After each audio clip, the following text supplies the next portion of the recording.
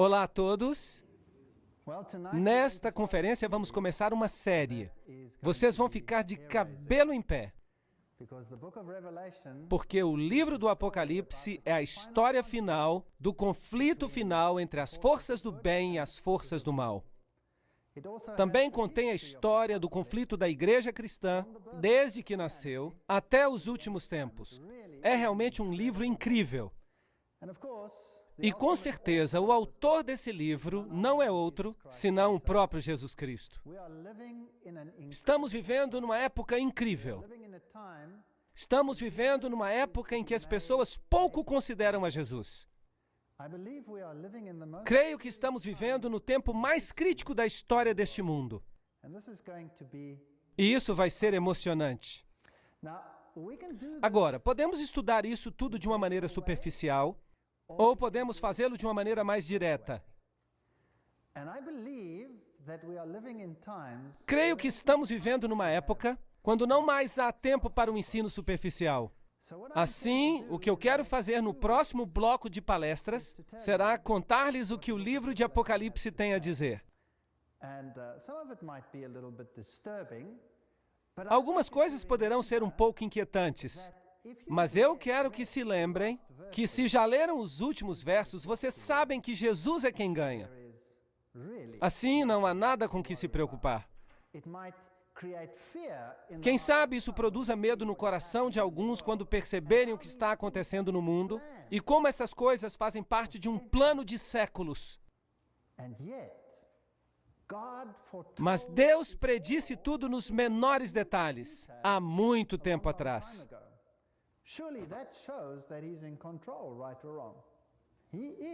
Sem dúvida, isso mostra que Ele está no controle. Certo ou errado? Ele está no controle. Tem até tentado remover este assunto da palavra de Deus. E tem havido uma batalha bem impressionante, através dos tempos e na nossa época também. E ninguém realmente sabe, mas estamos olhando para este assunto também e vamos fazer algumas referências acerca deste tema. Como as pessoas têm distorcido e mudado assuntos na Bíblia para que não reconheçamos os riscos aos quais estamos realmente sujeitos. Assim que o livro de Apocalipse é uma história de beleza, é uma história de verdade, uma história de restauração, uma história da vitória de Deus contra todos os seus inimigos. É uma história do restabelecimento do reino de Deus, que existirá para sempre, sem pranto, dor ou morte. Realmente é uma história espantosa. E não há nada, absolutamente nada que se temer, se tivermos a Deus do nosso lado. Na minha vida pessoal, eu era antes um cientista ateu e trabalhava no meio das universidades totalmente ateias deste mundo. A minha esposa vem de uma origem espírita, a sua família estava envolvida no movimento da nova era, assim que esoterismo de um lado e ateísmo do outro. Os meus pais eram muito religiosos e eu odiava a religião. Eu não queria nada que ver com ela. Mas hoje caminho por todo o mundo, caminho por todo o globo e prego a mensagem de Jesus Cristo. E falo da criação. Eu creio em cada palavra que está escrita no livro de Deus. Não somente creio nele, porque é lógico e está escrito de um modo que se entenda, mas posso lhes assegurar que ao longo dos anos o tenho experimentado na minha vida. E eu sei que o meu Deus vive, e eu sei que Ele cuida de cada um de nós, e não quer que estejamos na escuridão. Ele quer que saibamos. E é por isto que o livro se chama Apocalipse. No grego, revelação. A revelação de Jesus Cristo. Algumas pessoas dizem que é uma revelação oculta. Não existe isso de revelação oculta. Não pode ser as duas coisas. É uma revelação. E o Apocalipse, ou Revelação de Jesus Cristo, é o livro mais incrível da Bíblia. Termina a história bíblica.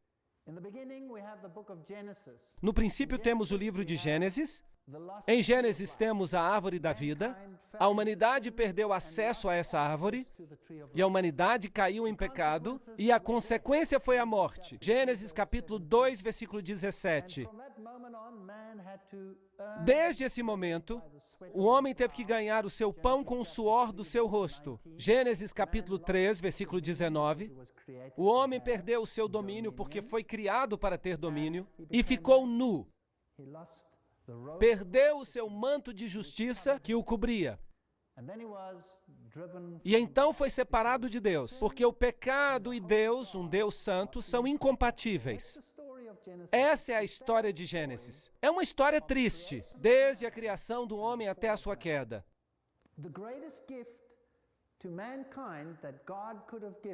E o melhor presente que Deus pode ter dado à humanidade é a liberdade de escolha. Sem a liberdade de escolha, seríamos robôs. E é por isso que Deus criou o homem à sua imagem, com a capacidade de escolher. E o amor demanda este presente de se ter liberdade de escolha. Sempre uso este exemplo. Para que te serve ter uma esposa ou um esposo que te ama porque está programado para fazê-lo? Talvez possa ser divertido por uma semana, quem sabe um ano, ou 5 anos, mas acabaríamos por nos cansar. Se uma pessoa é programada para te amar e se de manhã cedo ela diz eu te amo porque está programada para fazê-lo. Mas isso não tem valor. Agora, o que aconteceria se tivesse a liberdade de escolha? E apesar de todas as suas falhas e de tudo que você faz que lhe causam uma irritação a cada pessoa ao seu redor, que tal se apesar de tudo isso te dissesse, eu te amo, porque escolhe fazer assim? Não seria muito mais significativo? Sem a liberdade de escolha, a vida não teria significado. Por isso, Deus criou o homem à sua imagem com a capacidade de escolher. Isso é especial. E é por isso que o homem escolheu, e desafortunadamente escolheu de forma errada. O Apocalipse é o livro da graça. Em Apocalipse 2, versículo 7, lemos a respeito da restauração da árvore da vida. Lemos acerca da vitória sobre a morte. Em Apocalipse capítulo 2, versículo 11.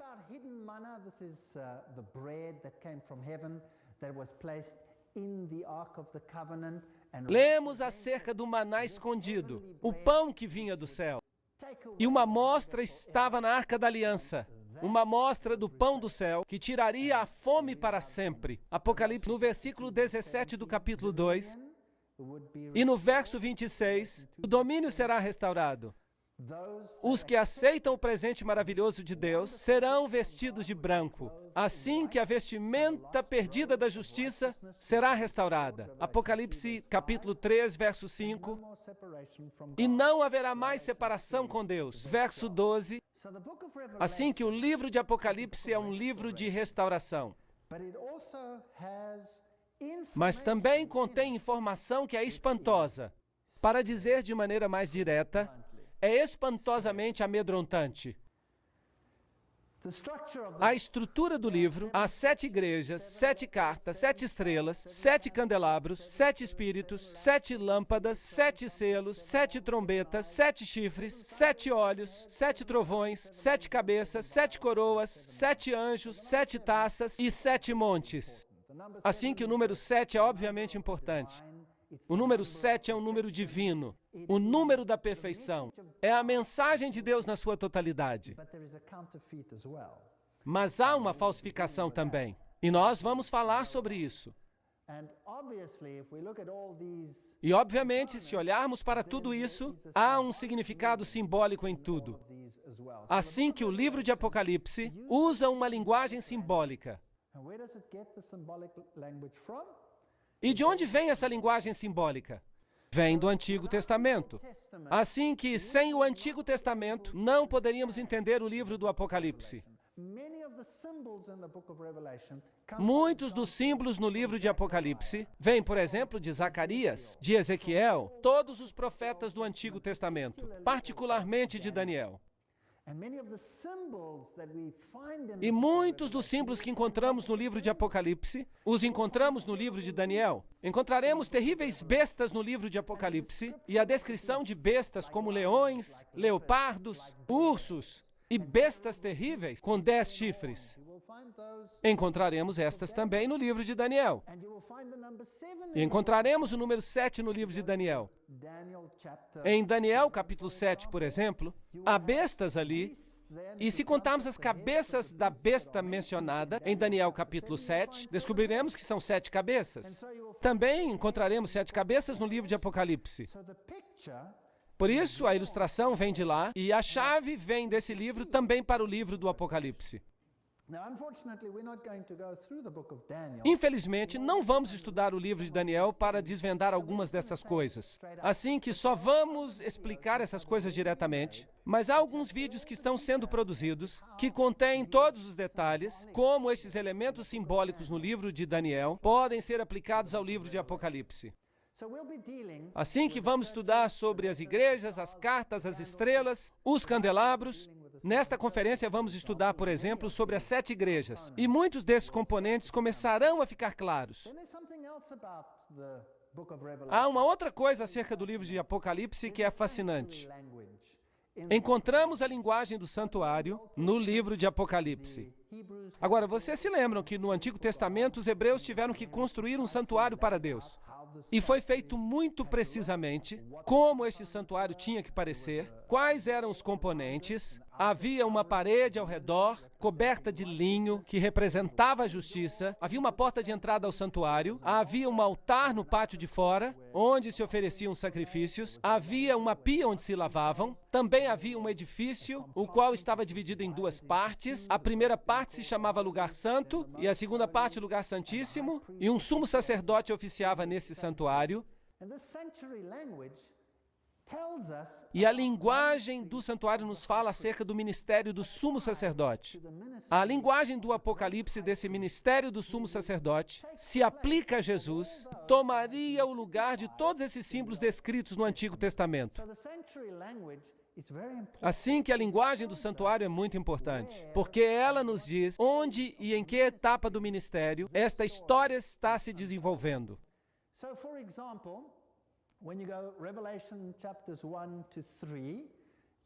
Por exemplo, quando se vai a Apocalipse do capítulo 1 ao 3, na história das 7 igrejas, Jesus, a luz do mundo, só havia uma entrada ao santuário, e esta era chamada a porta. E Jesus diz, eu sou a porta. Aquele que entra por ela terá a vida eterna. De acordo com a Bíblia, há uma porta apenas por onde podemos ser salvos, e é por meio de Jesus Cristo. É isso que a Bíblia diz. Hoje em dia, este ensinamento não é popular. E à medida que os dias passam, vai ser cada vez menos popular. Vamos olhar e vamos ver cada um desses ensinamentos. A entrada da porta é muito importante no Antigo Testamento. Era o lugar onde o juízo ocorria. Os anciãos se assentavam à porta. A porta era a entrada por trás das muralhas, onde se podia entrar para achar segurança. A porta encerra muitos significados simbólicos. E Jesus Cristo disse, eu sou a porta. Eu sou a porta de entrada. Agora, a palavra antiga que usavam para porta era Bab. E há uma história na Bíblia acerca de Babel. Bab-el, portal para Deus. Assim que a história de Babel nos fala de uma outra porta para Deus. Outra entrada para Deus. Bab-el, Babel, porta para Deus. E esta é a história dos seus próprios méritos que leva você para Deus. Um sistema falso que temos e a Bíblia nos apresenta, daqueles que se opõem ao sistema bíblico, que diz que somos salvos apenas pelo sangue do Cordeiro. O único caminho para a salvação não é senão pelos méritos de Cristo, e não pelas nossas obras, mas pelas de Cristo. Esses são os 2 sistemas que têm estado em oposição um ao outro desde a queda do homem. Então aqui nós estamos lidando com luzes. Havia luzes no primeiro compartimento. Isso significa o ministério no santo.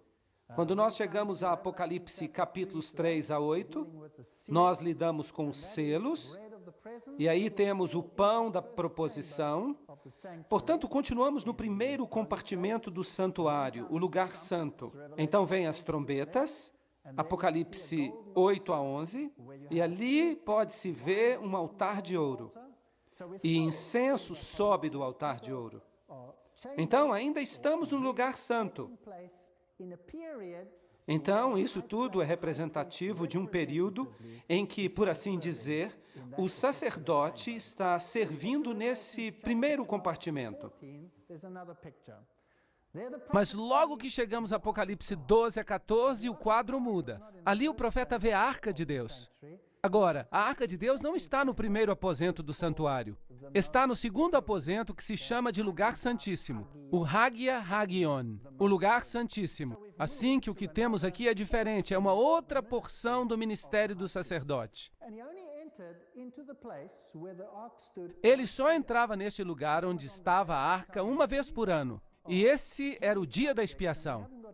Agora, nós temos que tratar sobre muitos assuntos complexos e não temos tempo para revelar todos os detalhes em um só vídeo ou numa só conferência. Em Apocalipse 15 a 25, temos o que chamamos de escatologia, os eventos que se referem ao fim, as coisas finais que se passarão no planeta, aquelas coisas que ainda não aconteceram, mas que vão ocorrer. E se estudamos desta maneira, vai ficar bem claro de que período histórico estamos falando. Há 7 bênçãos no livro de Apocalipse. Bem-aventurado aquele que lê, e os que ouvem as palavras desta profecia e guardam as coisas que nela estão escritas, porque o tempo está próximo. Apocalipse 1:3. Obviamente, Deus quer que o leiamos, que o escutemos e que o levemos no coração, porque como podemos guardar algo que não entendemos?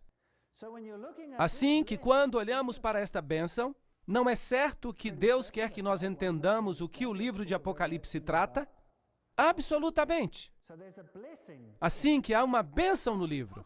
Como é possível que algumas pessoas digam que esse livro está selado para que ninguém o entenda? Bem, então fica sem esta bênção. Outros dizem que é um livro que não deveria ser lido porque foi escrito para os perdidos. Bem, se este livro foi escrito para os perdidos, como pode haver nele uma bênção para o que lê e o guarda no coração?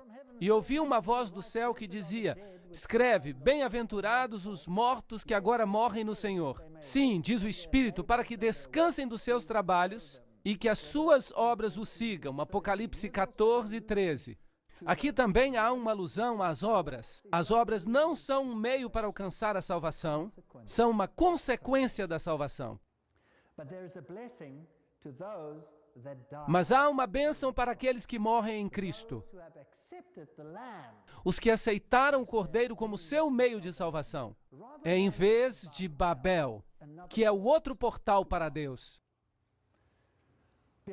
Eis que venho como ladrão, bem-aventurado o que vigia e guarda os seus vestidos, para que não ande nu e não se vejam as suas vergonhas. Apocalipse 16:15. Nós não temos justiça, somente Cristo é a nossa justiça. Assim que temos que nos apegar à justiça de Cristo. E se renunciarmos a essa ideia, e se renunciarmos à esperança de sua vinda para salvar aqueles que são dele, então é provável que andemos nus. Apocalipse 19:9, e me disse: bem-aventurados aqueles que são chamados às bodas do Cordeiro. Estas são as verdadeiras palavras de Deus. Bem, obviamente há aqui uma bênção. Se você foi convidado à ceia das bodas do Cordeiro, significa que você faz parte da noiva. Abençoado e santo é o que tem parte na primeira ressurreição. Há 2 ressurreições mencionadas na Bíblia. A primeira ressurreição é a ressurreição daqueles que morrem em Cristo e tomam parte na festa das bodas. Mas logo há uma segunda ressurreição. E eles participam de outra forma, em outra festa, que é chamada a festa das aves. E eu acho que nós não vamos querer participar dessa festa. Assim que aqueles que fazem parte da primeira ressurreição serão aqueles que serão sacerdotes com Cristo e reinarão com Ele por 1000 anos. Aqui temos o período do milênio. As 7 bênçãos. Eis que logo venho.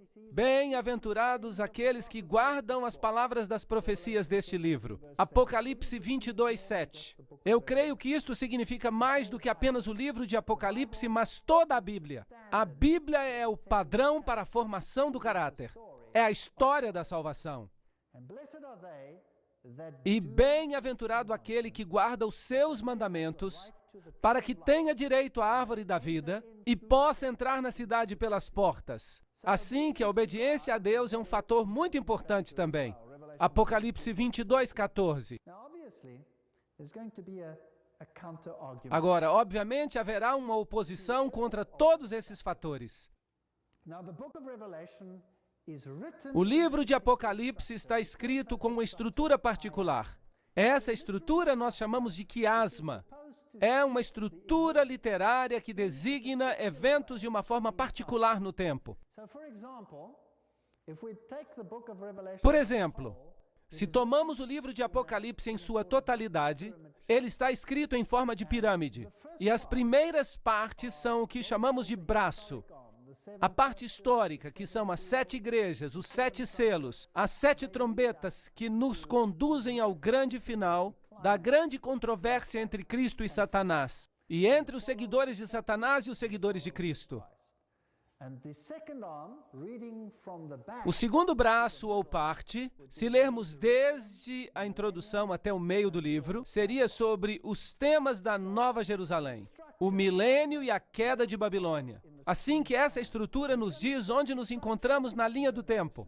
E se você entender a estrutura do livro de Apocalipse, então será mais fácil manejá-lo. Porque há algumas pessoas que gostam de arremessar coisas para todos os lados. Há muitos que tomam as trombetas e as atiram para o futuro. Em outras palavras, para a parte escatológica.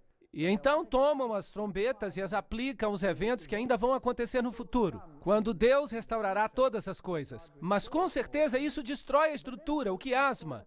E você não pode destruir o quiasma.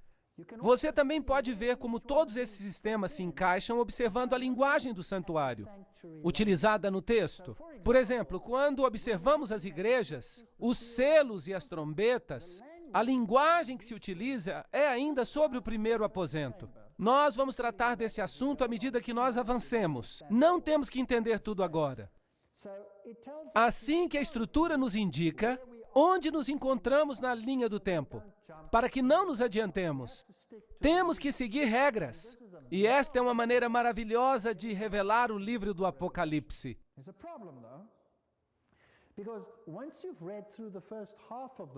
Mas há um problema.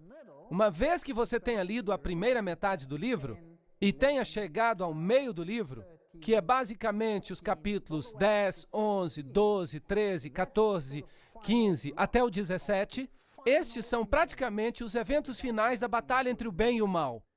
Uma vez que você começa a ler depois destes capítulos, você vai estar lendo os eventos de forma inversa, porque o quiasma está estruturado assim. E se torna tudo muito confuso. E as coisas, então, estão numa sequência diferente. E o livro de Apocalipse pode não fazer mais sentido, tornando-se complexo. E você não consegue mais colocar os acontecimentos nesta ordem, a não ser nesta ordem particular. Mas se você sabe que a estrutura é um quiasma, então você vai poder ler as palavras como se seguem. Mas os eventos já ficam em sentido inverso. Mas assim todas as coisas se encaixarão no seu lugar e terão um sentido maravilhoso. Este estilo literário tem uma razão de ser. Ele evita que nós nos desloquemos no texto e saltemos para um lugar onde não temos que estar. Agora, vamos ver alguns exemplos de interpretação para que você perceba que não se trata apenas de uma conjectura que alguém está fazendo. Por exemplo, se você toma as 7 igrejas, no capítulo 2, no versículo 1, que diz: isso diz aquele que tem as 7 estrelas na sua destra, no meio dos 7 castiçais de ouro. E quando se lê no final do livro de Apocalipse, nós encontramos a Nova Jerusalém no capítulo 21, verso 23. O Cordeiro é a sua lâmpada. Assim que temos uma luz e temos o Cordeiro como sendo o farol. Capítulo 2, verso 7. Ao que vencer, dar-lhe-ei comer da árvore da vida. Capítulo 22, verso 2. Aqui se menciona a árvore da vida. Assim que aqui temos um vislumbre da estrutura quiásmica.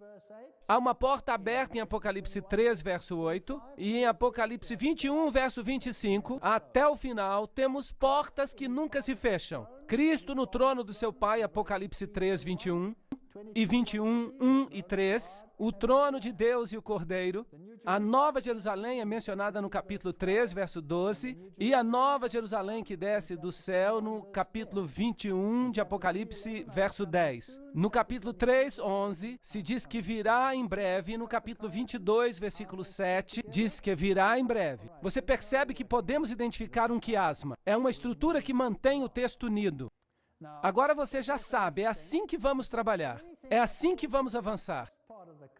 Agora, o interessante é que qualquer coisa que se encaixe na primeira parte do quiasma deve ser antes que se termine o tempo da graça. Porque o sumo sacerdote está ministrando. E isso significa que a salvação está aberta a todos. Quando chegamos à parte escatológica, o tempo da graça terá terminado, porque as portas nunca se fecharão, mas estarão constantemente abertas.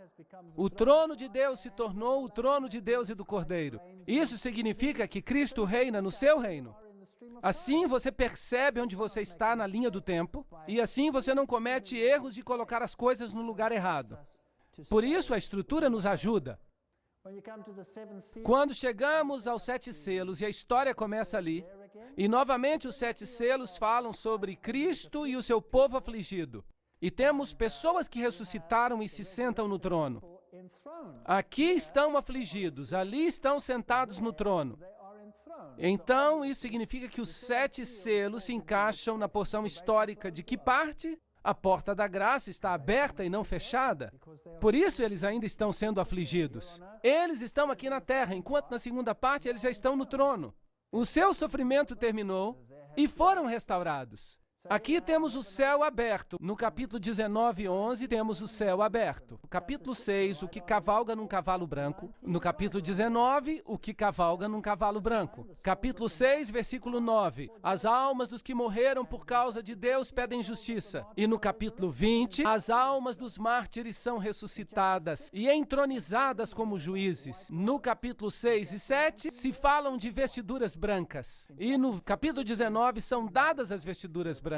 No capítulo 6, 15 e 16, escutamos de reis e generais, etc. Pedem para serem mortos. E aqui no capítulo 19, eles são mortos. Outra vez percebemos que a estrutura faz sentido.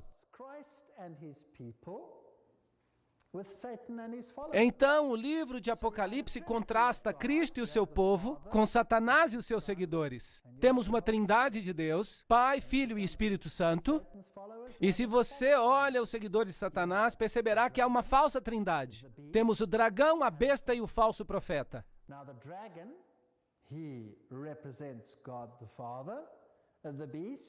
Agora, o dragão se contrapõe a Deus, o Pai. A besta, como se verá no livro de Apocalipse, é a que toma o lugar de Jesus Cristo. Ela se levanta com um reino, mas é um reino terrenal. É a besta que se inclina a toda a pessoa, e ela tem uma falsa morte e uma falsa ressurreição.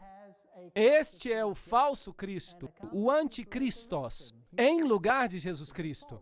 Porque em 75% dos casos, a palavra anti significa em grego em lugar de. Precisamos saber do que estamos falando aqui.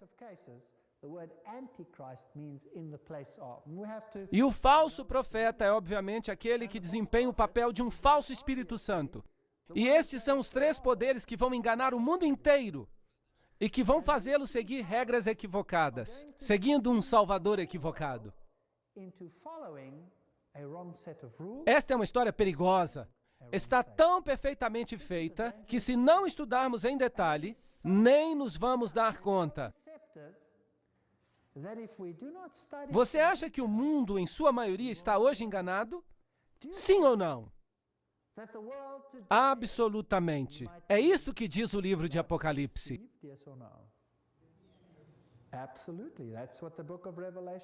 O que foi que Jesus disse quando os discípulos se aproximaram e lhe pediram um sinal de sua vinda e do fim do mundo? Qual foi a primeira coisa que Jesus disse? Ele disse: acautelai-vos que ninguém vos engane. O engano é o ponto central da história.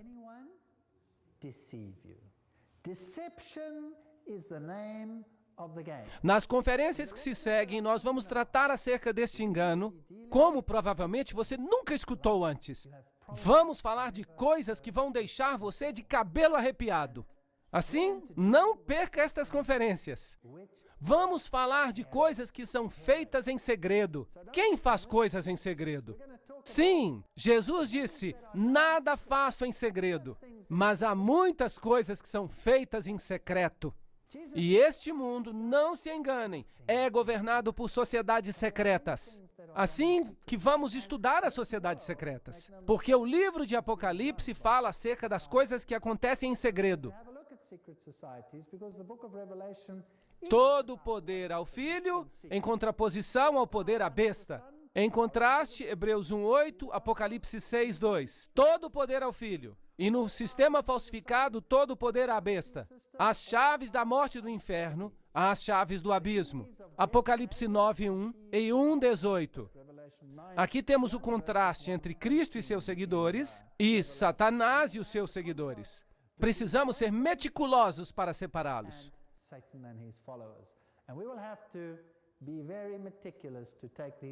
Quem é semelhante a Deus? Isaías 40:18. Quem é como a besta? Apocalipse 13:4. Assim que o poder da besta é ameaçador, temos que vigiá-lo. O cordeiro que foi imolado, Apocalipse 3:8. Uma de suas cabeças como se tivesse sido ferida de morte. Algumas traduções dizem que parecia ter uma ferida mortal. Aquele que é, que era e que há de vir. Apocalipse 1:4. A besta que é e não é e será. Apocalipse 17:8. Vem o contraste. Assim que vamos falar acerca de uma batalha e do componente visível dessa batalha, que será a besta.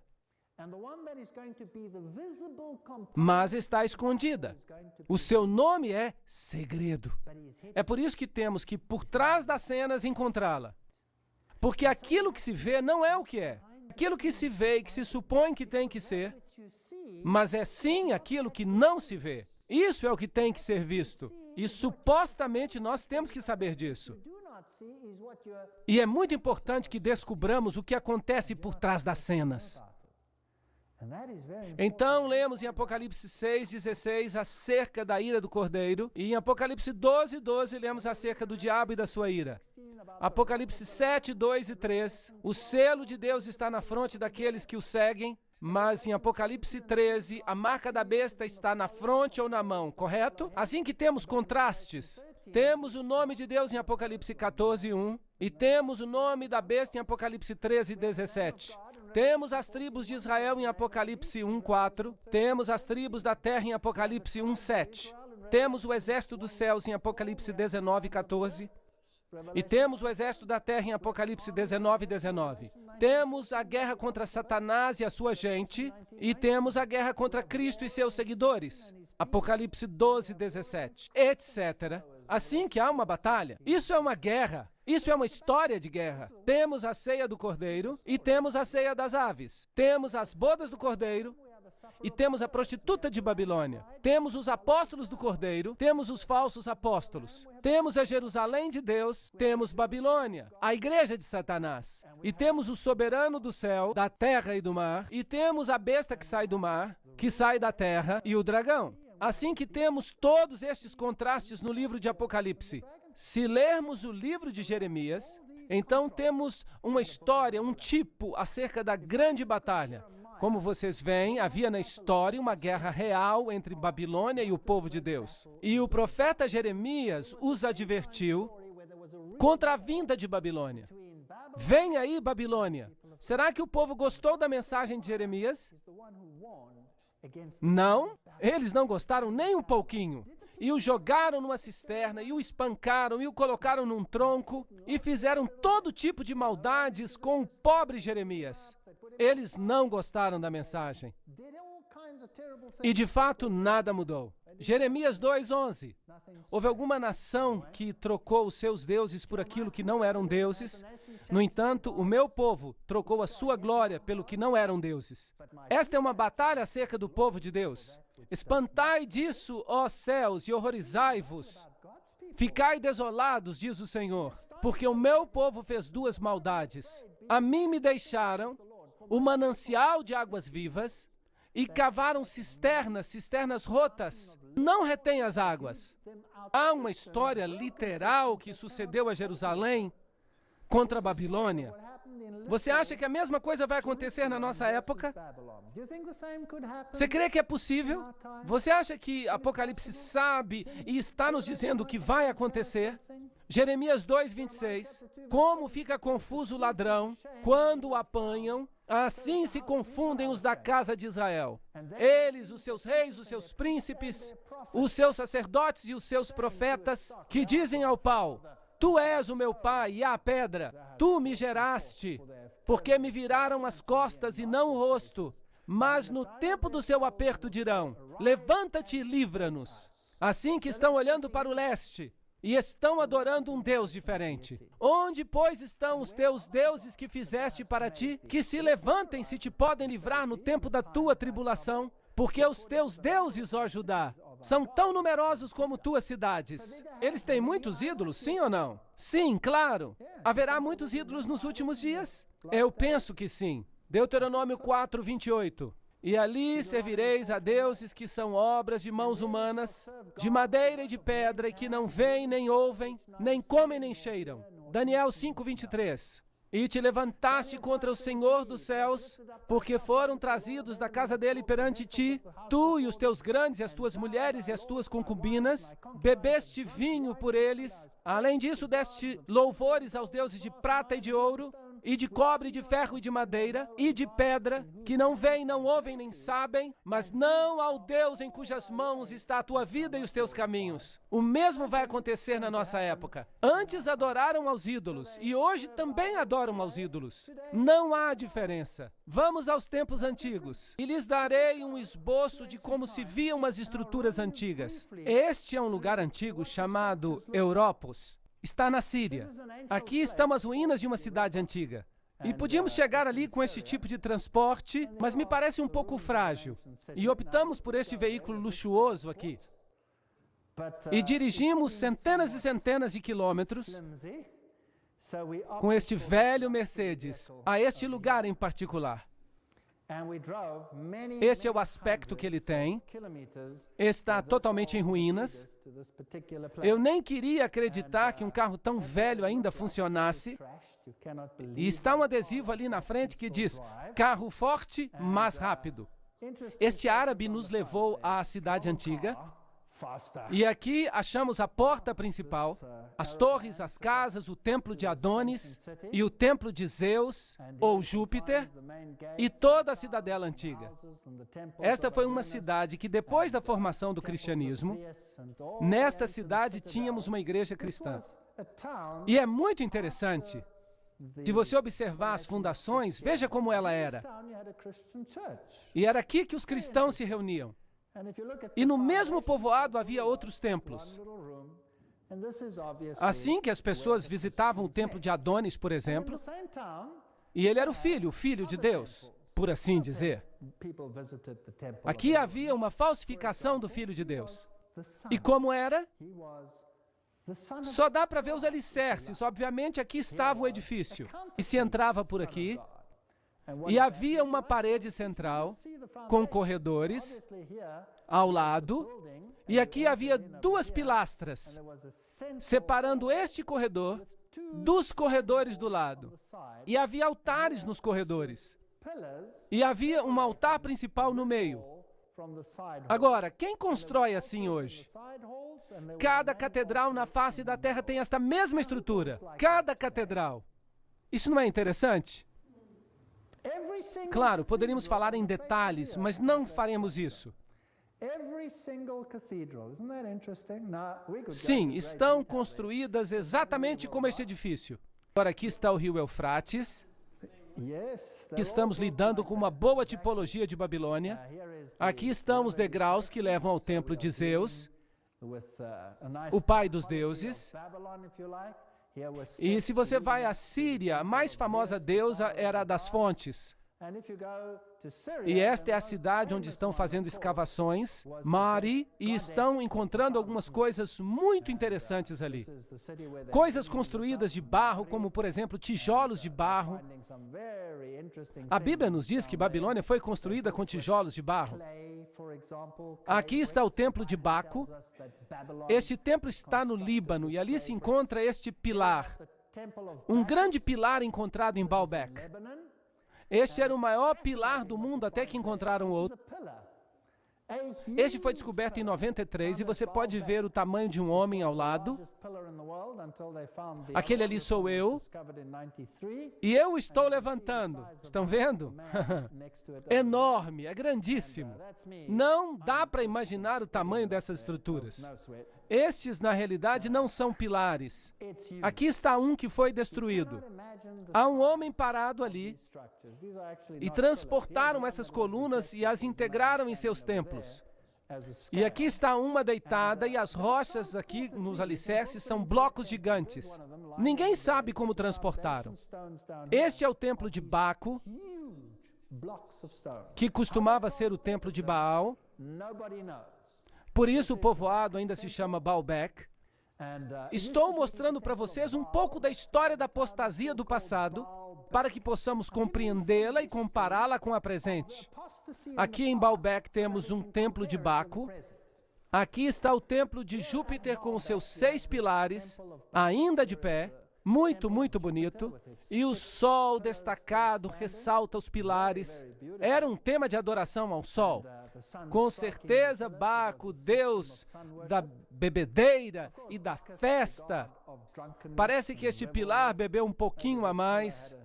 E se você for ao altar de Júpiter, por exemplo, encontrará esta estrutura, que é exatamente igual à estrutura de uma divindade que nós encontramos na América do Sul.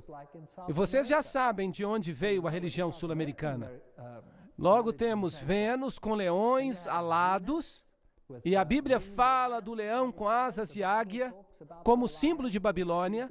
Temos esta estrutura aqui, com um círculo e uma cruz, o símbolo de Babilônia, e se encontra em muitas e muitas igrejas de hoje em dia. Se você vai ao templo de Júpiter, leões novamente, certos relevos nos pilares, temos estas suásticas por toda parte. Eram símbolos de adoração ao sol. Ali estão um pouco aumentadas. E encontrará essa mesma suástica sob o pé do Buda.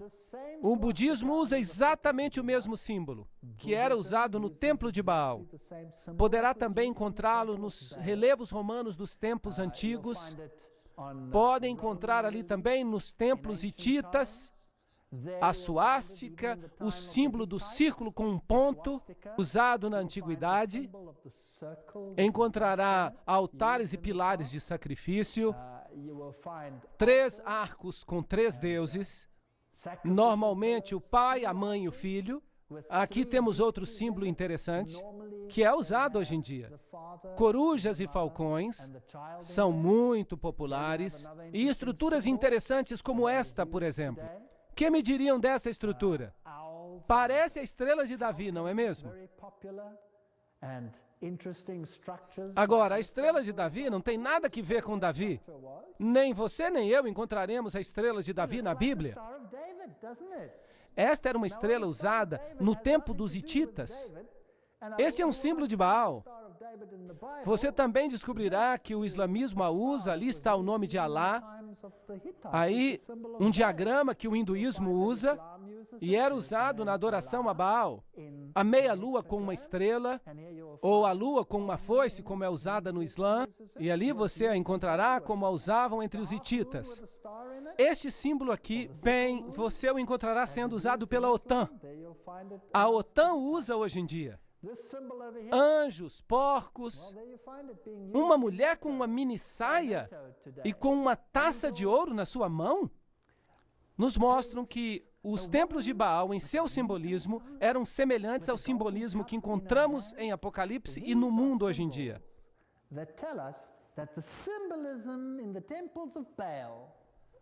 E vamos comparar as épocas neste tempo que passaremos juntos. Vamos ver o que aconteceu no passado e vamos ver o que acontece hoje. Uma grande apostasia como a que existiu no passado para com Deus e é também encontrada hoje, existe hoje em dia. Cristo está sendo destronado hoje como foi destronado no passado. E é o momento de colocá-lo outra vez no centro, atribuindo-lhe o lugar certo que ele merece.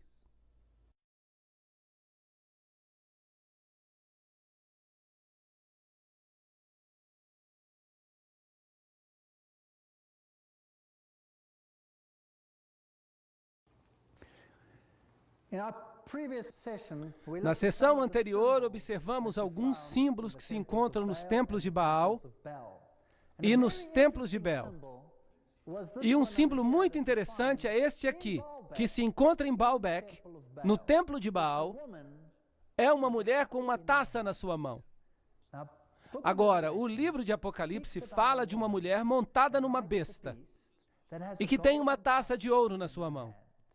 Fascinante encontrar estas imagens em vários lugares.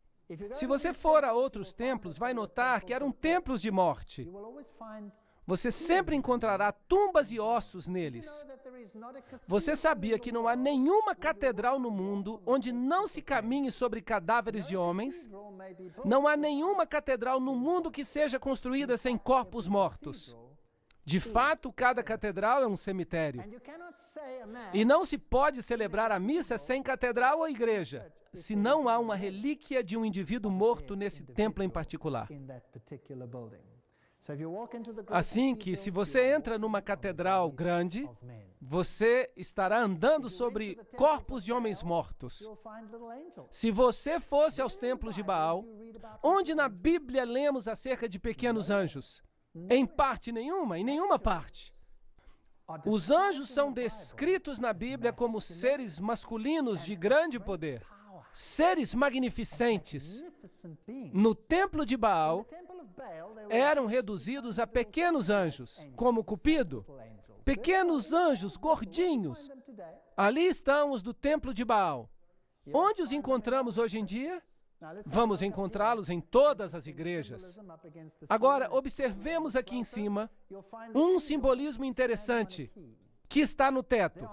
Vamos nos aproximar mais e encontraremos uma águia de pé sobre uma chave.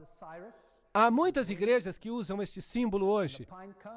Ali temos o grande deus Osíris, com asas e cones de pinho, e os deuses e as deusas da luxúria, do desejo, dentro dos hexagramas e dos hexágonos. E os hexagramas e os hexágonos ficam no teto do templo de Baal. Como você pode vê-los ali, se você olhar para cima? Esta é a cidade das palmas, Palmira. E tem a maior coluna que ainda existe nos dias de hoje. Ainda hoje há palmeiras por aqui. Este é o maior conjunto de colunas romanas ainda existente. E se você observar, elas ainda são magníficas. E se você olhar na parte de trás, há o templo de Bel. Agora, a palavra Bel é usada pela indústria de maneira exclusiva. E você encontrará inúmeras alusões a Bel no mundo de hoje. Ali está o templo de Bel. Este é o templo mais bem preservado de Bel no mundo. Provavelmente uma forma de Baal. E este é o pátio, na parte de fora do templo. Este era o lugar onde se ofereciam sacrifícios. Também tinha um lugar santo e um lugar santíssimo. Estava estruturado no mesmo plano, basicamente, que o templo de Israel. Mas, seguramente, Satanás é um anjo caído do céu e ele também tinha os seus planos. Assim que o templo dele é uma falsificação da história celestial. Se você observar acima, no teto, vai ver o simbolismo do sol, e temos as palmeiras, e temos também as divindades representadas com cones de vinho, E temos também as divindades representadas com cones de pinho, e romãs e abacaxis. E você encontrará auréolas ao seu redor. Ao redor das divindades do sol. Outra vez você vai encontrar penas e águias.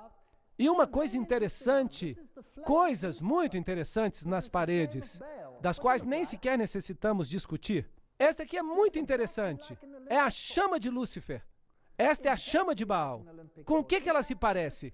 Parece a tocha olímpica. Em realidade, acabaram de acender uma outro dia. E se você observá-la na televisão, ela faz uma oração a quem? A Apolo, ao Deus Sol. Não está morto hoje em dia. Está apenas disfarçado. Seguramente temos as uvas de Baco, temos as flores de lis e os triângulos e as esfinges, com seus peitorais, representações femininas. Aqui está uma, e anjos com asas entre cones de pinho. E há um triângulo, ao contrário, invertido, com águias dentro. Este simbolismo é usado hoje em dia por todas as entidades políticas do mundo. Assim que temos muitas coisas que perceber no livro de Apocalipse. A águia em todas as suas formas é um símbolo de muitas nações. Assim que o livro de Apocalipse vai nos contar acerca deste grande conflito entre o bem e o mal. Este grande conflito entre a idolatria e a adoração ao Deus verdadeiro. Vamos examinar coisas que vão deixar você surpreso. Vamos ver os detalhes que se passam por trás das cenas. Como o mundo de hoje está se movendo para colocar no trono outro poder. E o livro de Apocalipse nos adverte acerca dessas coisas. Assim que vamos analisar o primeiro capítulo, verso por verso. Revelação de Jesus Cristo, as quais lhe deu para mostrar aos seus servos as coisas que brevemente devem acontecer. Que maravilha! Portanto, ele nos dirá antes do tempo que vai acontecer. Agora, se alguém tem o poder de dizer a você exatamente o que vai acontecer antes de acontecer, não é essa uma pessoa em quem se pode confiar? Eu diria que sim. De fato, foi a profecia que me mudou de um homem ateu para um homem crente. E a experiência me ensinou a seguir a Jesus Cristo. Ele não está apenas no papel, ele é real. Tem crédito, é confiável e as suas promessas são verdadeiras. Ele diz, nunca te abandonarei, nem te deixarei. E eu descobri que ele é digno de confiança. E disse, e pelos seus anjos as enviou, e as notificou a João. Assim que João está agora recebendo o qual testificou da palavra de Deus e de todo o testemunho de Jesus Cristo, de tudo o que se tem visto. Portanto, ainda que vamos falar de coisas bem terríveis, nas conferências por vir, eu os advirto de novo. Vai ser algo que vocês jamais escutaram. E algumas pessoas, quem sabe, me dirão, por que você está tão concentrado nas coisas que o mal está fazendo? Por que não fala apenas de Jesus? Gostaria de falar apenas acerca de Jesus. Mas há um problema. Como você se sentiria se tivesse um filho que você realmente ama? Vamos falar de amor. Digamos que você tem um filho e você realmente ama esse filho. Mas você sabe que seu filho está ocupado fazendo coisas indevidas e que esse filho vai ser destruído se continuar por esse caminho. Como é que você se sentiria? O que você faria? Não serve de nada continuar dizendo ao filho o quanto o amamos, porque este filho está distraído com o que o está absorvendo.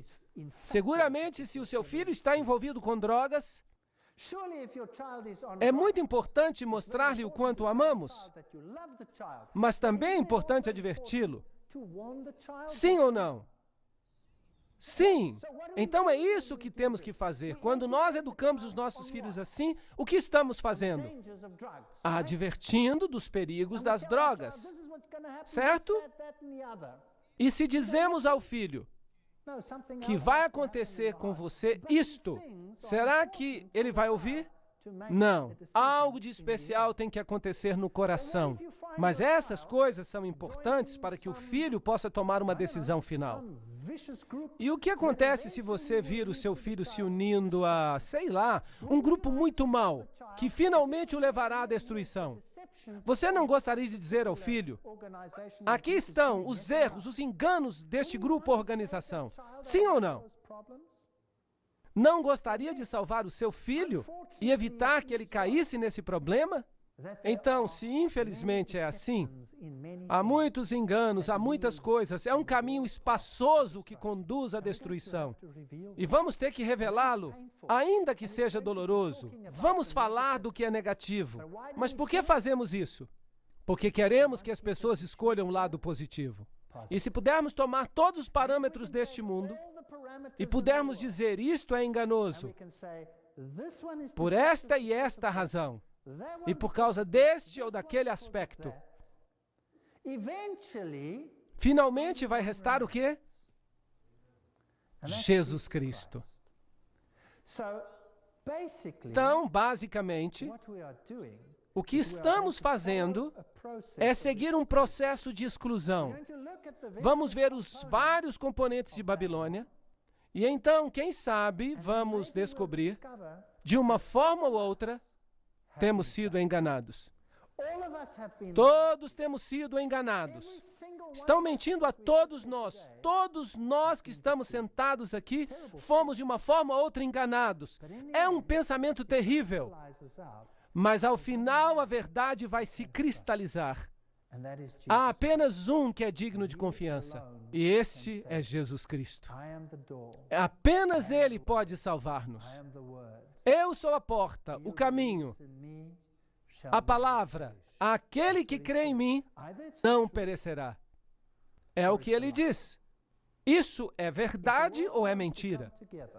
Se o mundo quer se unir em uma grande família feliz, e se todos nós temos que tolerar cada ensino feito no mundo, será que isso é verdade ou é mentira? Será que isso é verdade ou é verdade misturada com erro? Diga-me você. Assim, temos que saber se todos os caminhos nos levam a Deus ou se só há um caminho para Deus. E temos que decidir baseados nesses fatos. E diz, o qual testificou acerca da palavra de Deus e do testemunho de Jesus, e de tudo que tem visto. A palavra de Deus e as profecias da Bíblia, temos que compreendê-las. Bem-aventurado aquele que lê e ouve as palavras desta profecia e guardam as coisas que nela estão escritas, porque o tempo está próximo. João às igrejas que estão na Ásia. Vamos examinar em detalhes nas nossas conferências. Graça e paz seja convosco, daquele que é e era e há de vir, e dos 7 espíritos que estão diante do seu trono. Agora, obviamente, a Bíblia nos ensina que há apenas um Deus. Pai, Filho e Espírito Santo. Assim que o número 7 é o número da perfeição. Também haverá 7 períodos de tempo. Vamos debater os eventos dos períodos de tempo, divididos em 7. Assim que os 7 espíritos diante de Deus representam um espírito perante Deus, o número perfeito, 7, através de todo o tempo da história. Um espírito. Portanto, não deveríamos ficar confusos com vários espíritos, porque a Bíblia tem que estar em harmonia consigo mesma. E logo a parte grandiosa de Apocalipse capítulo 1 nos diz quem é o autor. Está escrito de uma forma maravilhosa. Está escrito de uma maneira que se chama epanados. Agora, um epanados é como um quiasma, exceto que em vez de descrever os eventos, ele os cita em uma determinada sequência. Por exemplo, este epanados inclui uma série de citações em que se quer enfatizar um ponto especial. Isaías 55:4 fala acerca da testemunha, é uma referência a Apocalipse 1:5, que é uma citação de Isaías. E se vai até o final desta, há uma outra citação em Apocalipse 1:16. É um verso que também vem de Isaías. Então, há outro ponto, o segundo ponto mencionado. Apocalipse 1:7 fala acerca da vinda nas nuvens. É uma citação de Daniel 7:13. E há outro no final aqui, Apocalipse 1:13, onde se fala acerca do sacerdote. E é uma citação de Daniel 7:9. Assim que o primeiro e o último são de Isaías, e o segundo e o penúltimo são de Daniel, e o terceiro e o antepenúltimo são de Zacarias. E logo há 2 no meio. Bum, bum. Assim que estes versos sublinham o tema central. É isso que é um Epanados. Como que uma rima emparelhada.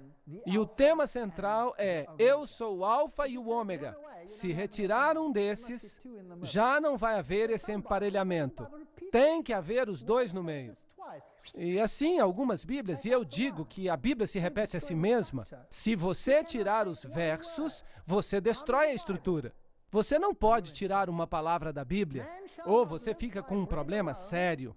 Nem só de pão viverá o homem, mas de toda palavra que sai da boca de Deus. Bem, é melhor que nos asseguremos que vamos lê-la toda. Toda. Há uma conferência especialmente só para isso, fascinante.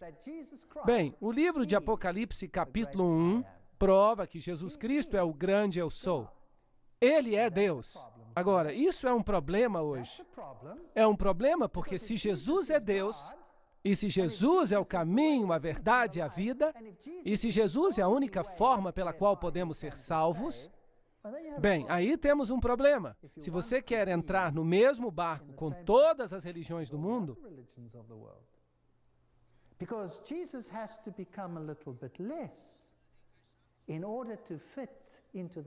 porque Jesus então terá que ser diminuído para que possa ficar no mesmo nível que os demais. Bem, obviamente, o mundo não pode permitir que um grupo diga que tem uma religião superior.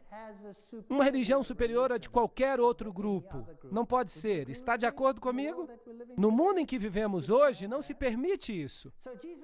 Assim que Jesus tem que se tornar menos importante para que os outros possam ser mais importantes. Como é que vamos fazer isso? Cria-se a dor da exclusividade. Em outras palavras, você faz com que ser exclusivo seja algo tão doloroso que isso obriga as pessoas a serem menos exclusivas. Isso faz sentido? Pense nisso. Ou ele é ou não é o que diz ser.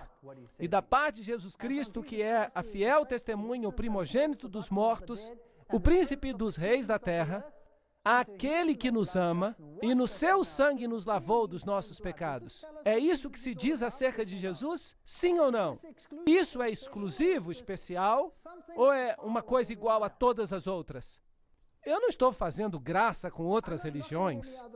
Eu só estou fazendo uma pergunta.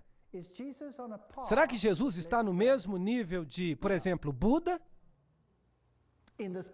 Considerando este texto em particular, sim ou não? Está no mesmo nível de Zoroastro? Está no mesmo nível de Shivas? Sim ou não? Osíris? Sim ou não? Não. Porque ele é diferente. Ele nos amou, nos lavou, é o Rei dos Reis, é o príncipe de todos eles, e ele é o único que pode salvar. Porque ele é o único que é Deus. Sabem qual a diferença entre o cristianismo e as outras religiões do mundo? A diferença é que a tumba de Cristo está vazia. O cristianismo é a única religião na face da Terra que dá uma explicação para a situação atual do planeta. E é a única religião na face da Terra que propõe uma solução para o problema. Todas as outras religiões propõem que a solução são as suas próprias obras. E se alguém não é bem-sucedido, essa pessoa tem que ficar tentando, através de várias reencarnações até que consiga. Será que isso está melhorando ou está piorando? Portanto, o cristianismo nos dá uma solução e nos diz por quê e como. Não há nenhuma outra religião na face da terra que faça isso. E o cristianismo tem a palavra de Deus, que é a infalível palavra de Deus que tem sido atacada em todos os níveis, desde o nível científico até o nível da história, até o nível da salvação. E sabe o que mais? A Bíblia tem passado em todas as provas ao longo do tempo. E é o único livro na face da Terra que tem sido justificado, reivindicado cientificamente, arqueologicamente, historicamente e em termos da sua premissa de salvação. Este livro pega as pessoas onde quer que elas estejam e as transforma em pessoas diferentes. Não há nenhum livro como este. E ainda que todo mundo ensine algo diferente, como estão fazendo neste momento, creiam que estão fazendo isso, então peguem esse assunto da evolução e da criação e deem uma olhada. Falo isso com base científica. Eu fui professor de universidade por mais de 30 anos. Fui professor de zoologia. E provavelmente eu era o único naquela universidade secular que não cria na evolução. Isso exigiu muita coragem. E os fez reis e sacerdotes para Deus e seu Pai, e a Ele glória e poder para todos sempre. Amém. Eis que vem nas nuvens e todo olho verá, e até mesmo os que o traspassaram e todas as tribos da terra se lamentarão sobre ele. Sim, amém. Em outras palavras, em vez de terem essa alegria suntuosa na vinda de Cristo, a maioria fará o quê? Se lamentará. Aqui há uma história diferente daquela que está sendo ensinada ao mundo cristão hoje, que fala a respeito da restauração do reino e de uma segunda oportunidade. Alguns dizem, não temos que esperar até que todo olho veja, porque seremos arrebatados. Será que a Bíblia ensina isso? Eu sou o Alfa e o Ômega. Aí está o centro do Epanados, o princípio e o fim, diz o Senhor, que é, que era e que há de vir, o Todo-Poderoso. Isso é falar diretamente. Jesus Cristo, no livro de Apocalipse, não é somente identificado como Rei dos Reis e Salvador do mundo, mas é identificado como Deus. Se fazemos de Jesus menos do que Ele é, então temos um problema, porque deixamos de ter um Salvador. Porque, então, esse Salvador estaria no mesmo buraco, no mesmo barco em que nós nos encontramos. Portanto, Ele é Deus. Eu, João, que também sou vosso irmão e companheiro nas aflições, no reino e na paciência de Jesus Cristo, estava na ilha de Pátimos, por causa da palavra de Deus. Assim, se você prega a palavra de Deus, você fica encrencado.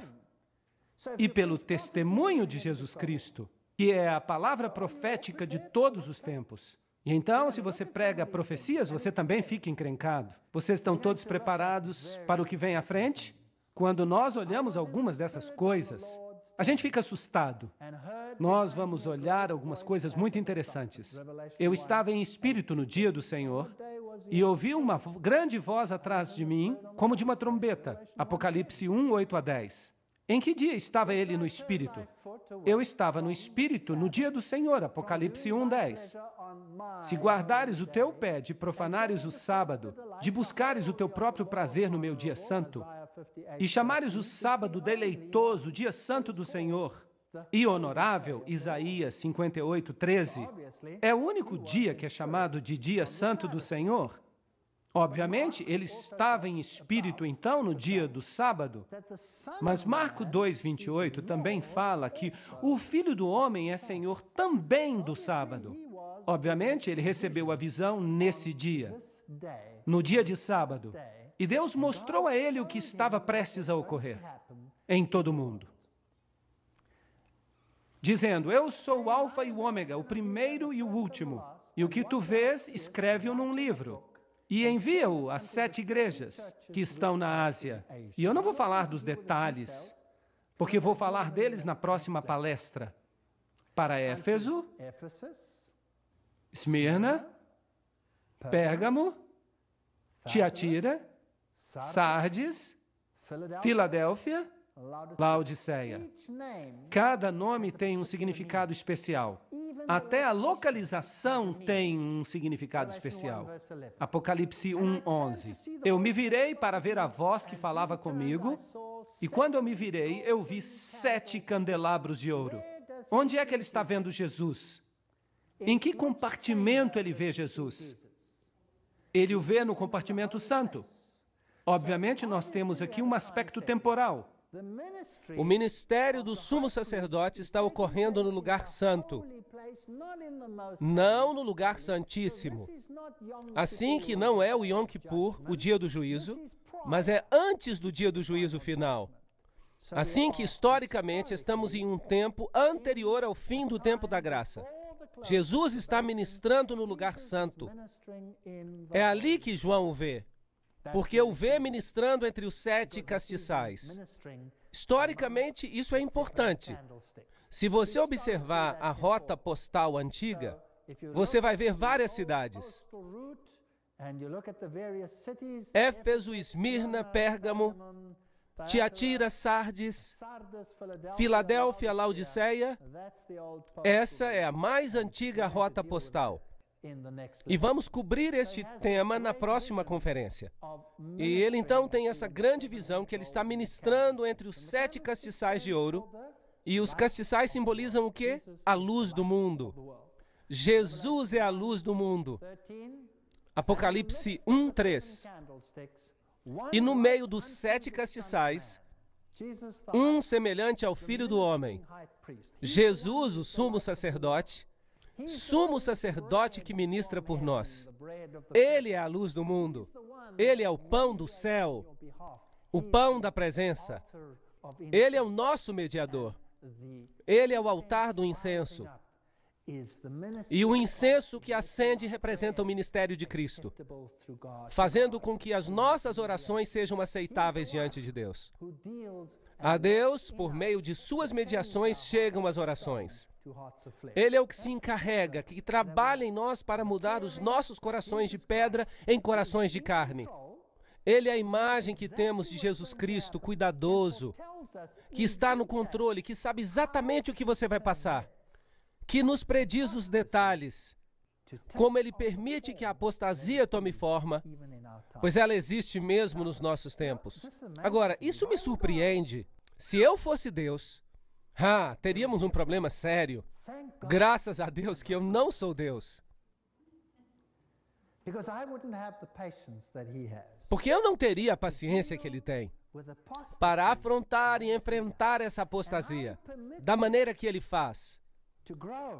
Como ele permite que ela cresça e dê fruto, para que todos possam ver o que ela é. Por certo, se você olha para o mundo hoje em dia, é um lugar prazeroso? Não, já não é um lugar prazeroso. Em alguns países, eu venho da África do Sul, as nossas casas viraram prisões. Há assassinatos à direita e à esquerda, e por todos os lados foram assassinadas. É horrível o que está acontecendo. E ninguém, nem mesmo sabe, se você toma um país como o Zimbábue, que estão sendo expulsos de suas terras, já não há santidade de nada. Estamos vivendo em tempos horríveis. Já não é seguro para uma jovem, já não é seguro para um jovem nesses dias sair para caminhar sozinho. Em que tipo de mundo estamos vivendo? E se você olha as coisas horrendas que se veem no mundo hoje, talvez, quem sabe, você se pergunte, como Deus pode permitir isso?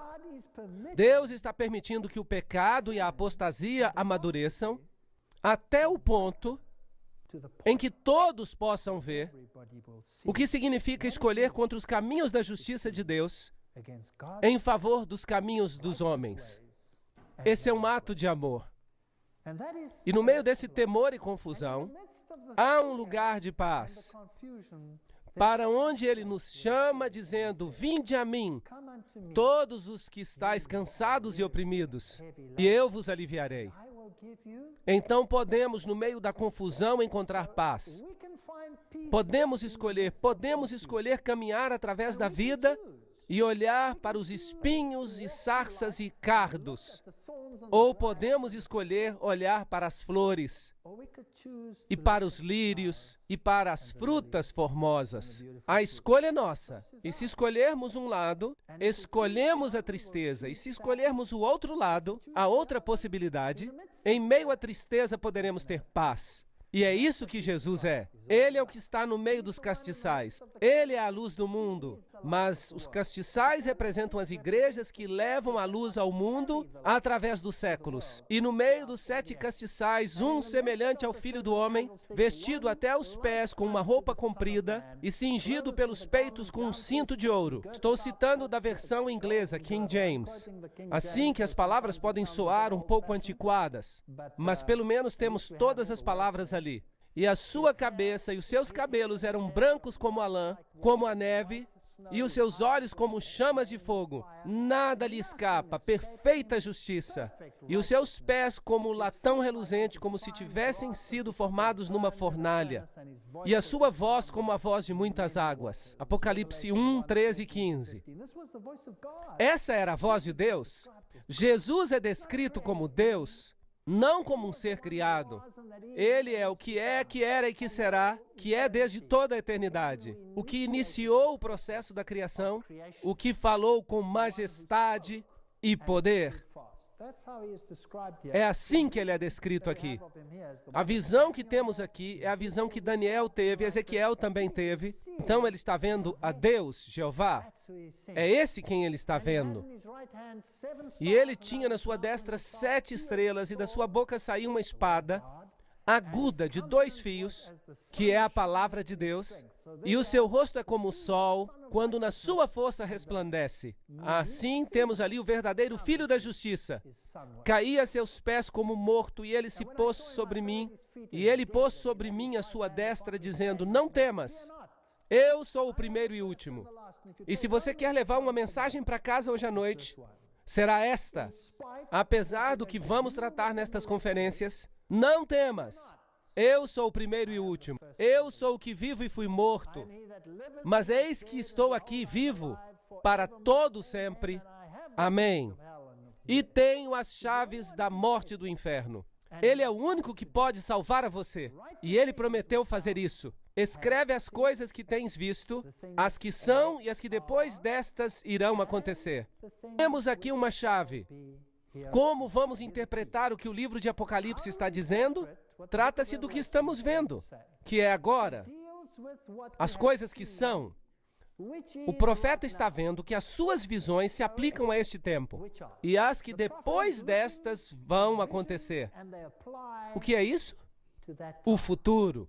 Então, como lemos o livro de Apocalipse? Seguramente esta é a chave. Então, se esta é a chave, ela se aplica ao que se passou, a esta altura e ao longo da história, até o futuro. Sim ou não? Deus é justo. Ele escreveria no seu livro e colocaria na Bíblia e repartiria com todas as gerações, e depois diria: aqui está um livro, mas não é para ti. É apenas para aqueles que viverão daqui a milhares de anos? Ou será que Deus vai fazer um livro com informação para todas as gerações? Sim ou não? Deus é justo, imparcial. Mas há alguns grupos hoje que tomam o livro de Apocalipse e o aplicam apenas ao futuro. Em realidade, o aplicam a uma geração que nem sequer vai estar aqui quando essas coisas ocorrerem de fato. A toda a igreja que, como dizem, será arrebatada. E quando supostamente esses fatos acontecerem, será que isso faz sentido? Claro que não. O livro de Apocalipse é uma história contínua. O que aconteceu então se aplica às pessoas que viveram neste tempo, e o que se passa na geração seguinte se aplica a essas. E temos uma história que se segue até chegar ao fim dos tempos. E se aplica a todos nós. E particularmente, com certeza, aos grandes eventos que culminam no final da história de todos os tempos. O mistério das 7 estrelas que viste na minha testa, portanto, porque na sua destra estão os salvos, e à esquerda estão os condenados, e dos 7 castiçais de ouro, As 7 estrelas são os anjos. Anjos são mensageiros. Os mensageiros das 7 igrejas. As 7 igrejas de Deus. Em períodos diferentes de tempo, os pregadores, assim por dizer, são eles que levam a mensagem de Deus e estão à mão direita de Deus. Apesar do que está acontecendo, lembre-se que Deus está no controle. Os 7 castiçais que viste são as 7 igrejas. Deus tem este ministério extraordinário. Ele usa o homem pecaminoso para pregar a sua palavra. Uau! Ele mesmo podia ter feito isso. Poderia falar com estrondos a partir do céu. Podia ter usado os anjos, mas ele nos usa a nós. Isso é incrível. Portanto, o ministério de Cristo no santuário celeste, se você olhar com atenção, para a grande história, como tudo aconteceu, como Cristo ressuscitou da morte, ele ressuscitou e foi para onde? Quando ressuscitou da morte, ele ascendeu aos céus para servir no santuário. Diz o livro de Hebreus, no santuário celestial. Assim que temos um ministério no santuário celestial, mas não vamos entrar em detalhes nesta conferência, e se estende desde esse período até o tempo do fim. Está dividido nesta linguagem do santuário em que temos todos os símbolos, como o castiçal, o pão da vida, da proposição, o altar do incenso no primeiro compartimento e depois o segundo aposento. Então sabemos que estamos numa linha de tempo e não vamos nos perder no livro do Apocalipse. E ele me disse, até 2.300 tardes e manhãs, e o santuário será purificado. Daniel 8,14. Portanto, a profecia vai até um tempo particular da história. Vamos tratar dessa profecia mais tarde. Há uma conferência sobre isso. E a podemos encontrar mais tarde. Mas um pouco mais de informação, em Daniel 8 nos é descrito o progresso de uma profecia espantosa. E veio para perto de onde eu estava, este anjo, e vindo ele, me amedrontei e caí sobre o meu rosto. Mas ele me disse, entende, filho do homem, porque esta visão acontecerá no tempo do fim. Não no fim do tempo, mas no tempo do fim. Estando eu ainda falando na oração, o homem Gabriel, que eu tinha visto na minha visão, no princípio, veio dizendo, Daniel, agora saí para fazer-te entender o sentido. E logo continua a nos dar essa profecia espantosa, que é uma profecia messiânica. A mais perfeita profecia que você pode imaginar, porque nos dá o tempo em que o Messias viria. E essa profecia é tão precisa, que no Talmud se lê que os ossos da mão e os ossos do pé, dos dedos, caiam e se decomponham daqueles que se voltarem para as páginas do livro de Daniel, para descobrir o tempo de Daniel 9, 24 e 27. Isso está escrito no Talmud. E que sua memória desapareça da face da terra para todo sempre. Lei Talmúdica, página 978, seção 2. Por que o Talmud judaico contém uma maldição assim? Para alguém que trate de decifrar o período de Daniel 9, 24 a 27. Vou explicar por quê. Porque o texto nos diz exatamente quando virá o Messias. E nos diz exatamente o que o Messias vai fazer. Não estamos estudando essa profecia em detalhes, porque há todo um vídeo sobre isso. Você pode vê-lo. Mas, em realidade, o centro do problema é que isso se aplica a somente um Messias na história da humanidade. E este é Jesus Cristo. Ninguém mais. E se eles aceitassem Daniel 9, 24 a 27, o que aconteceria à religião judaica? Teria que se converter à religião cristã. E desapareceria da face da terra. E isso é algo que eles não querem. Assim que é melhor maldizer aquele que analisa essas páginas. Elas nos dizem quando o decreto sairá, elas nos dizem quando o Messias começaria o seu ministério e nos dizem quando o Messias morreria. 31 depois de Cristo. E nos dizem quando o Evangelho iria aos gentios. É uma profecia espantosa.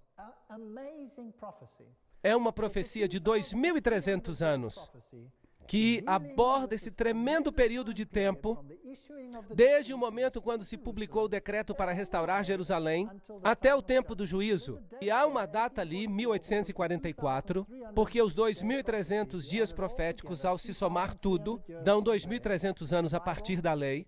E a Bíblia nos diz no livro de Números e no livro de Ezequiel que podemos equivaler um dia a um ano profético.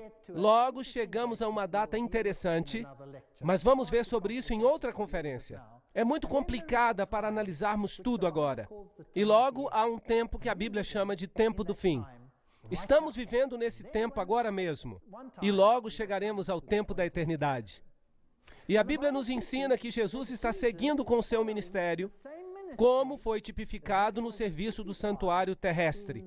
Hebreus 9:11. Mas vindo Cristo, o sumo sacerdote dos bens futuros, por um maior e mais perfeito tabernáculo, não feito por mãos, isto é, não desta criação, não é terrestre, nem por sangue de bodes e bezerros, mas por seu próprio sangue. Entrou uma vez no santuário, Hagion, havendo efetuado uma eterna redenção por nós. Ponto muito importante. Isso é o que diz a versão King James em inglês. Algumas traduções modernas não dizem isso, assim que trocaram o lugar santo pelo lugar santíssimo. Então temos um problema, porque agora o ministério de Cristo tem que se mover no tempo. Mas isso é uma história complicada da qual vamos tratar depois. Não pode ser no lugar santíssimo, tem que ser no lugar santo, porque se fosse no lugar santíssimo, não diria Hagion, mas Hagia Hagion. E não diz isso, diz apenas Hagion, que significa santuário. Hebreus 9:12. Nem por sangue de bodes e bezerros, mas pelo seu próprio sangue. Assim que este ministério pode ter começado apenas uma vez, quando Jesus morreu. Por isso, Jesus deve ter entrado no santuário para iniciar esse ministério, somente depois da sua morte. O que significa que ele entrou no primeiro aposento e não no segundo aposento, porque o sumo sacerdote só entrava no segundo aposento uma vez por ano. E no livro de Apocalipse, onde vemos Jesus servindo? No capítulo 1, ele está entre os candelabros. Assim que não podemos distorcer a Bíblia aqui e ali. Talvez isso seja agora um pouco complicado, mas simplesmente registre isso, não se preocupe com tudo agora. Nós vamos entender mais tarde. Hebreus 9:3. Mas depois do segundo véu estava o tabernáculo que se chama o Santo dos Santos, Hagia Hagion. O sumo sacerdote ia uma vez por ano. E aqui temos uma história diferente. Quando é que Jesus fez isso? Obviamente, algum tempo depois da sua ressurreição. Assim que a pergunta que tenho para vocês nesta noite é que se temos um sumo sacerdote, e se esse sumo sacerdote é Deus, e se esse sumo sacerdote é o único, como é que podemos ser salvos pelo seu sangue? Então temos que escolhê-lo acima de todos os outros. Se não existe nenhum outro nome entre o céu e a terra pelo qual possamos ser salvos, então temos que escolhê-lo acima de todos os outros. Mas eu tenho algumas notícias para vocês. Se vocês o escolherem, vocês vão ter problemas. Mais cedo ou mais tarde, seja no seu círculo imediato de amigos ou num círculo mais amplo. Mas eu e a minha casa decidimos servir ao Senhor, e eu os convido a fazer o mesmo. Obrigado.